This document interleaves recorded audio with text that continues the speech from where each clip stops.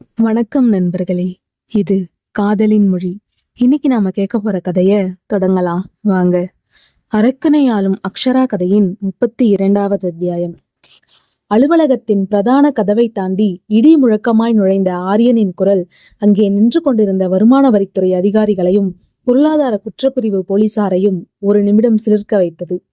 அவனது கண்களில் கொப்பளித்த அந்த செந்நிற கோபமும் உடலின் ஒவ்வொரு நரம்பிலும் மின்னிய கம்பீரமும் அந்த அறையின் ஒட்டுமொத்த காற்றையும் உறைந்து போக செய்திருந்தது. என் பொண்டாட்டி மேல கைய வச்சிங்க, அப்புறம் இந்த சென்னையில இருக்கிற எந்த சட்டத்தாலையும் உங்களை காப்பாற்ற முடியாது. என் ஆபீஸ் லாக்கருக்குள்ள இந்த போலியான பேப்பர்ஸை யார் வச்சிருந்தாலும் சரி, எனக்கு 2 நாள் வெறும் 48 மணி நேரம் டைம் கொடுங்க. இந்த சதிக்கு பின்னாடி இருக்கிற நிஜமான குற்றவாளியோட முகமூடியை கிழிச்சு ஆதாரத்தோட உங்க முகம் முன்னாடி கொண்டு வந்து நிறுத்தல, என் பேர் ஆரியன் இல்லை என்று அவன் சவால் விட்டு திரும்பிய அந்த திமிர் கலந்த பார்வை அந்த அதிகாரிகளையே சற்று பின்வாங்க செய்தது.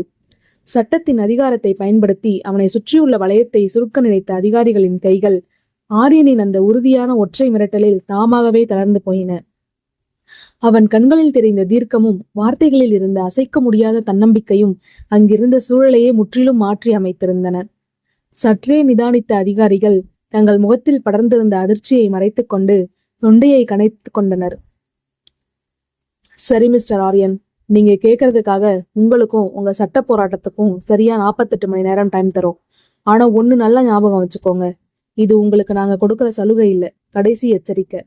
இந்த நேரத்துக்குள்ள உங்க மேல எந்த தப்பும் இல்லைன்னு சரியான ஆதாரத்தோட நிரூபிக்கலனா நிலைமை ரொம்ப மோசமாயிடும்.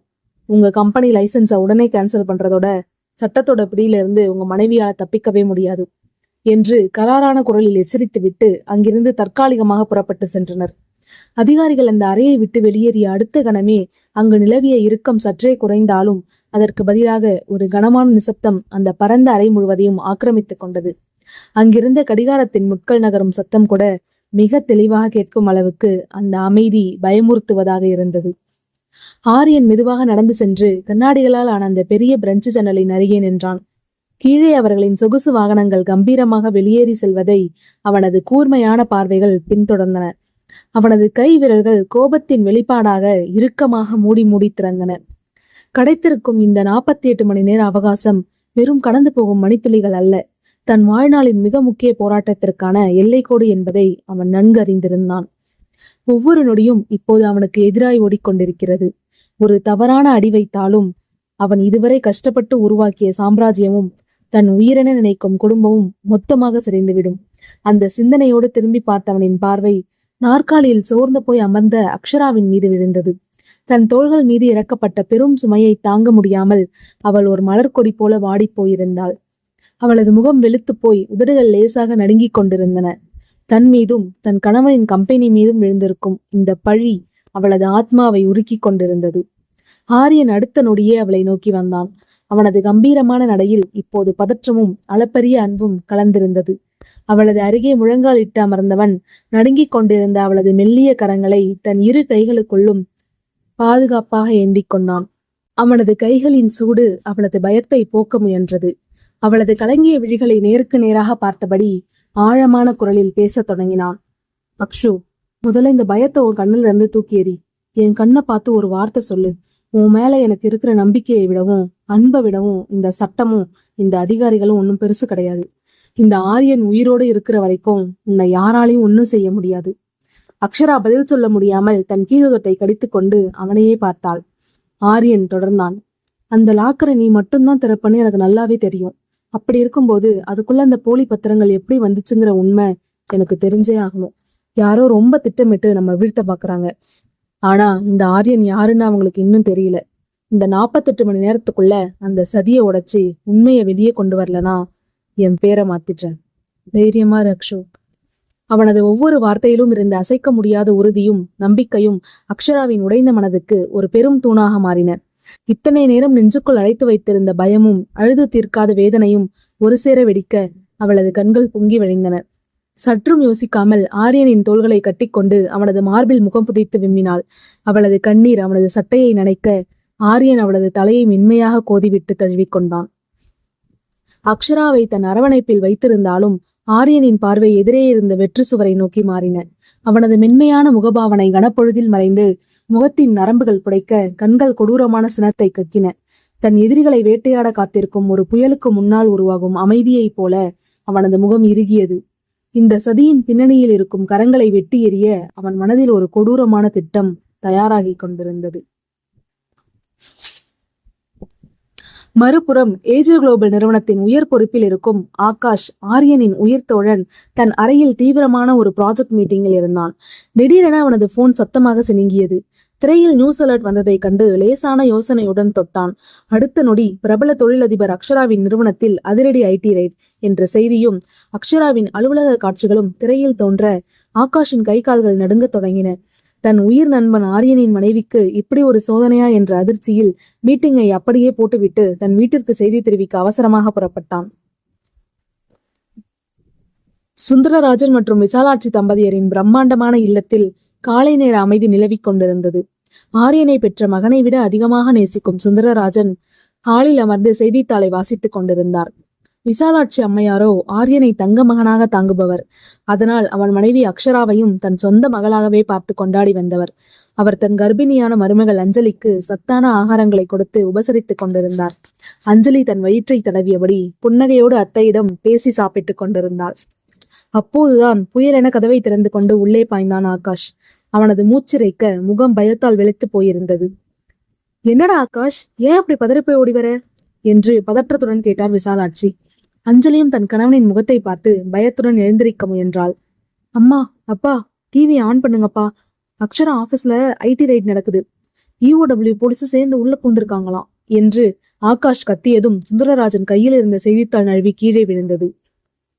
விசாலாட்சி, ஐயோ, என் மகளுக்கு என்ன ஆச்சு என்று துடித்தபடி சோஃபாவில் சாய்ந்தார். அஞ்சலி தன் வயிற்றை பிடித்தபடி அதிர்ச்சியில் உரைய, ஆகாஷ், என்னடா சொல்ற? அக்ஷரா கம்பெனில எதுக்குடா ரெய்டு வர போகுது? ஆரியனுக்கு விஷயம் தெரியுமா என்று சுந்தரராஜன் படபடப்புடன் கேட்டார். தெரியும்பா, ஆரியன் ஆபீஸ்க்கு தான் போயிருக்கான். ஆனா நியூஸ்ல அக்ஷராவை கைது பண்ண போறதா சொல்றாங்கப்பா. நான் உடனே அங்க போகணும் என்று ஆகாஷ் நகர முயல, நானும் வரேன்டா ஆகாஷ். என் பொண்ணு மாதிரி இருக்கிற அக்ஷராவை நான் பாத்துக்கணும். ஆரியன் எவ்வளவு பதற்றத்தில் இருப்பானோ என்று விசாலாட்சியும் கிளம்பினார். அஞ்சலியை வீட்டில் பத்திரமாக இருக்க சொல்லிவிட்டு குடும்பமே அக்ஷராவையும் ஆரியனையும் நோக்கி பதறியபடி புறப்பட்டது. இதற்கிடையில் மறுபுறம் இரவு நேரத்தின் அடர்ந்த இருளை கிழித்துக் கொண்டு கம்பீரமாய் நின்றிருந்தது சென்னை மாநகரின் மற்றொரு கோடியில் அமைந்துள்ள ஏஜே குளோபல் நிறுவனத்தின் அந்த பிரம்மாண்டமான மல்டி ஸ்டோரி கட்டடம். கார்ப்பரேட் உலகின் முடிசூடா மன்னனாக விளங்கும் அந்த அலுவலகத்தின் 25வது தளத்தில் அமைந்திருந்த தன் சொகுசு அறையில் ஆரியனின் வலதுகரமும் நம்பிக்கைக்குரிய ஷேடோ டீமின் தலைவனுமான கதிர் அமர்ந்திருந்தான். அவனது விரல்கள் மடிக்கணினியின் இசைப்பலகையில் அதிவேகமாக இயங்கிக் கொண்டிருக்க அவனது முகத்தில் ஒருவித தீவிரமான யோசனை படர்ந்திருந்தது. அவனுக்கு அருகிலேயே அந்த நிறுவனத்தின் ஐடி மற்றும் சைபர் பாதுகாப்பு பிரிவின் தலைவனான செழியன் பதற்றத்துடன் நின்றிருந்தான். கைகளில் லேசான நடுக்கத்தோடு ஒரு கருப்பு நிற பென்ட்ரைவை ஏந்தியிருந்தவன் அதை மெதுவாக மேஜை மீது வைத்து கதிரை நோக்கி நகர்த்தினான். கதிர் சார், நீங்க சொன்னபடியே AK இன்டர்நேஷனல் ஆஃபீஸ்ல அக்ஷரா மேடத்தோட கேபின்ல இருந்த CCTV ஃபுட்டேஜ் மற்றும் டிஜிட்டல் ஃபாரன்சிக் ரிப்போர்ட்டை முழுசா அனலைஸ் பண்ணி எடுத்துட்டோம். ஆச்சரியப்படுறதுக்கு ஒண்ணுமே இல்லை பாஸ். இந்த ரெய்டு நடக்கிறதுக்கு முந்தைய நாள் இரவு ஆஃபீஸோட CCTV கேமராக்கள் இயங்குற மெயின் சர்க்கியூட்ல கரெக்டா ஒரு 10 நிமிஷம் கிளிப் செயற்கையா ஏற்படுத்தி இருக்கு. அதாவது மிக துல்லியமா திட்டமிட்டே அந்த 10 நிமிஷம் கேமராக்களோட சிக்னலை ஆஃப் பண்ணியிருக்காங்க என்றான் செழியன் தன் தொண்டையை கனைத்தபடி. அப்போதுதான் அந்த அறைக்குள் நிழல் போல அடியெடுத்து வைத்தான் ஆரியன். தன் கோட் பாக்கெட்டில் இரு கரங்களையும் நுழைத்தவாறே அறையில் நிலவிய அந்த இறுக்கமான சூழலை கட்டுப்படுத்தும் கூர்மையான பார்வையோடு அவன் உள்ளே வந்தான். அவனது ஒவ்வொரு அடியிலும் ஒரு வேட்டைக்காரனின் அமைதியும் எச்சரிக்கையும் கலந்திருந்தன. யார் அது? எந்த தைரியத்துல எந்த கைகள் என் ஆபீஸ்குள்ள நுழையும்? என் அனுமதி இல்லாம என் கோட்டைக்குள்ள வந்து என் பொண்டாட்டிய குறி வச்சு விளையாடின அந்த துரோகி யாரு? ஆரியனின் குரல் ஆழமாகவும் அறையின் நாலாபுறமும் எதிரொலிக்கும் அளவுக்கு கனமாகவும் ஒலித்தது. கதிர் சற்று தயக்கத்துடன் தன் மடிக்கணினியின் திரையை ஆரியனை நோக்கி திருப்பினான். திரையில் பலவிதமான தரவுகளும் CCTV அமைப்பின் டிஜிட்டல் லாக்குகளும் அடுக்கடுக்காக பிரகாசித்துக் கொண்டிருந்தன. அங்கதான் பாஸ் மிகப்பெரிய ட்விஸ்டே இருக்கு என்று பெருமூச்சுடன் தொடர்ந்தான் கதிர். அந்த 10 நிமிஷம் CCTV கேமராக்கள் முடக்கப்பட்ட அந்த அவகாசத்துல அக்ஷரா மேடத்தோட தனிப்பட்ட கேபினுக்குள்ள ரகசியமா நுழைஞ்சது வேற யாரும் இல்ல, நம்ம கம்பெனியோட IT அசிஸ்டண்டா ஒர்க் பண்ற விமல் தான். அக்ஷரா மேடத்தோட சீக்ரெட் பாஸ்வேர்ட் லாக்கரை ஆக்சஸ் பண்ணி உள்ளே அந்த போலி பத்திரங்களை வச்சப்போ அவனோட லேப்டாப் ஐடியும் அவனோட டிஜிட்டல் ஃபுட் பிரிண்ட்ஸும் தெளிவா ரெக்கார்ட் ஆயிருக்கு பாஸ். கதிர் சொல்லி முடித்த அடுத்த நொடி அந்த அறையில் ஒரு மெல்லிய மரண அமைதி நிலவியது. ஆனால் இதை கேட்ட ஆரியனின் முகத்தில் அதிர்ச்சியோ அல்லது கோபத்தின் கொந்தளிப்போ வெளிப்படவில்லை. மாறாக அவனது உதட்டின் ஓரத்தில் ஒரு கொடூரமான நச்சுத்தனமான புன்னகை மெல்ல அரும்பியது. அவனது விழிகள் எதிரியை கண்டு கொண்ட திருப்தியில் ஜொலித்தன. அந்த விமலை உடனே தூக்கிட்டு வா கதிர். ஆரியனின் குரல் இந்த முறை கத்தலாக இல்லை, மாறாக இரையை கவ்வுவதற்கு முன் உருமும் ஒரு சிங்கம் போல அமைதியாகவும் கர்ஜனையாகவும் இருந்தது. அவனை என் கண்ணு முன்னாடி கொண்டு வந்து நரகத்தோட வாசல்ல நிறுத்து. அவனா உண்மைய சொல்றானான்னு பாப்போம். அவனோட வாய் திறக்கலனா எந்த நரம்ப அறுத்தா உண்மை அருவியா கொட்டும்னு இந்த ஆரியனுக்கு ரொம்ப நல்லாவே தெரியும் என்று உத்தரவிட்டவன் தன் கை கடிகாரத்தை பார்த்தான். 48 மணி நேர கடிகாரத்தின் முட்கள் இப்போது மிக வேகமாக நகரத் தொடங்கி இருந்தன. மறுபுறம் அமைதி பூண்டிருந்த அந்த நடுத்தர வர்க்க குடியிருப்பு பகுதி. மாலை நேரத்தின் மெல்லிய வெளிச்சம் மெல்ல மெல்ல மறைந்து அந்த வீட்டை ஒரு அமைதியான இருள் சூழ்ந்து கொண்டிருந்தது. கார்த்திக்கின் சிறிய இல்லத்தில் மாமா விஜயேந்திரனின் திடீர் வருகை அந்த வீட்டின் சூழ்நிலையையே முற்றிலும் மாற்றி அமைத்திருந்தது. பல நாட்களுக்கு பிறகு அந்த சிறிய வீட்டிற்குள் ஒரு விழாக்கால கலை வந்திருப்பதைப் போல உணர்ந்தான் கார்த்திக். கார்த்திக்கிற்கு மிகவும் பிடித்தமான வகை வகையான உணவுகளை தாமே முன்னின்று வெளியிலிருந்து வரவைத்திருந்தார் விஜயேந்திரன். வரவேற்பறையில் இருந்த சிறிய உணவருந்தும் மேஜையில் இருவரும் அருகருகே அமர்ந்து மிகவும் பாசத்தோடும் நெகிழ்ச்சியோடும் சாப்பிட்டுக் கொண்டிருந்தனர். விஜயேந்திரன் தன் கைப்பட கார்த்திக்கின் தட்டில் உணவை பரிமாறி ஒரு தந்தையின் ஸ்தானத்தில் நின்று அவனுக்கு உபசரித்துக் கொண்டிருந்தார். கார்த்திக் என்று மெதுவான ஆழமான குரலில் பேசத் தொடங்கினார் விஜயேந்திரன், அவனது தோளை தட்டி கொடுத்தவாறே. உன்னை பாக்குறப்போவெல்லாம் எனக்கு என் தங்க மேல இருக்கிற பாசமும் உரிமையும் இன்னும் பல மடங்கு அதிகமாகுதுப்பா. நீ உன்னோட சொந்த கால்கள்ல நின்னு தனியா உழைச்சு முன்னேறணும்னு நினைக்கிறத நான் பாராட்டுறேன். ஆனா வாழ்க்கைங்கிறது பெரிய கடல்பா. எப்ப வேணா சூறாவளி வீசலாம். அப்படி ஒரு சூழ்நிலை வரும்போது உனக்கு பின்னாடி எந்த நேரத்திலையும் தாங்கி பிடிக்க இந்த மாமா இருக்கேங்கிற தைரியமும் நம்பிக்கையும் உனக்கு எப்பவும் இருக்கணும் என்று மிக உருக்கமாக உணர்ச்சி பூர்வமாக சொன்னார். விஜயேந்திரனின் அந்த அன்பான வார்த்தைகளை கேட்ட கார்த்திக்கின் கண்கள் நன்றியுணர்ச்சியால் மெல்ல ஈரமாகின. தன் தாயின் நினைவுகளும் மாமாவின் அந்த அளப்பரிய அன்பும் அவனை நெகிழ செய்தனர். மாமா, நீங்க எப்பவுமே எனக்கு கடவுள் கொடுத்த மறு உருவம் மாதிரி. என் மேல நீங்க வச்சிருக்கிற இந்த அன்புக்கும் நம்பிக்கைக்கும் நான் என்னைக்குமே உண்மையா இருப்பேன் மாமா. நீங்க என் கூட இருக்கிறதே எனக்கு 1000 யான பலம் என்று அவன் மனமாற நெகிழ்ந்து பேசிக் கொண்டிருந்த அதே கணத்தில் மேஜை மீது வைக்கப்பட்டிருந்த அவனது அலைபேசி உரத்த சத்தத்துடன் சினுங்கியது. அலைபேசியின் திரையில் அவனது காதலி ரித்விகாவின் நெருங்கிய தோழியின் பெயர் பிரகாசித்தது. சிரித்த முகத்துடன் அழைப்பை ஏற்று காதில் வைத்த கார்த்திக்கின் முகம் அடுத்த சில நொடிகளில் முற்றிலும் மாறத் தொடங்கியது. மறுமுனையில் பேசிய அவளது குரலில் பதற்றமும் தீவிரமான நடுக்கமும் அப்பட்டமாக வெளிப்பட்டது. கார்த்திக், நீ எங்க இருந்தாலும் உடனே டிவியை ஆன் பண்ணிப்பாரு.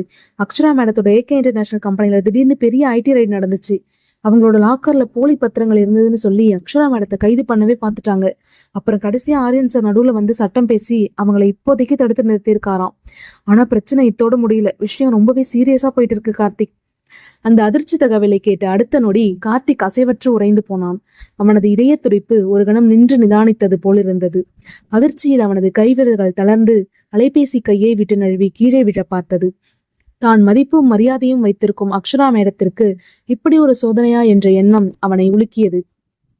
ஆனால் அவனுக்கு அருகில் அமர்ந்திருந்த விஜயேந்திரனோ கார்த்திக்கின் முகத்தில் ஏற்பட்ட அந்த திடீர் மாற்றத்தையும் பதற்றத்தையும் கூர்மையாக கவனித்துக் கொண்டிருந்தார். அவனது அதிர்ச்சியை கண்டு அவர் பதறவில்லை. மாறாக தன் கையில் வைத்திருந்த சூடான காஃபி கோப்பையை மெதுவான உதடுகளுடன் ஒரு சொட்டு கூட சிந்தாமல் உறிஞ்சியபடி தன் முகத்தில் ஒரு விசித்திரமான மர்மமான புன்னகையை சிந்தினார். அந்த புன்னகையில் அன்போ கருணையோ இல்லை. மாறாக தனக்குத்தானே போட்டுக்கொண்ட ஒரு கொடூரமான திட்டத்தின் வெற்றி பூரிப்பு மட்டுமே மிளர்ந்தது. அந்த புன்னகையின் நிஜமான அர்த்தம்தான் என்ன? அக்ஷராவிற்கும் கார்த்திக்கின் குடும்பத்திற்கும் எதிராக பின்னப்பட்டிருக்கும் இந்த பெரும் சதிவலையின் பின்னணியில் மறைந்திருப்பது யார்? 48 மணி நேர கெடுவின் முட்கள் அதிவேகமாக நகர்ந்து கொண்டிருக்கும் வேளையில் ஆரியன் தன் புத்தி கூர்மையால் அந்த உண்மை குற்றவாளியை கண்டுபிடிப்பது தன் மனைவியை காப்பாற்றுவானா? இந்த ஸ்டோரியோட கண்டினியூஷனை தெரிஞ்சுக்க நம்ம சேனலை சப்ஸ்கிரைப் பண்ணிக்கோங்க. நன்றி.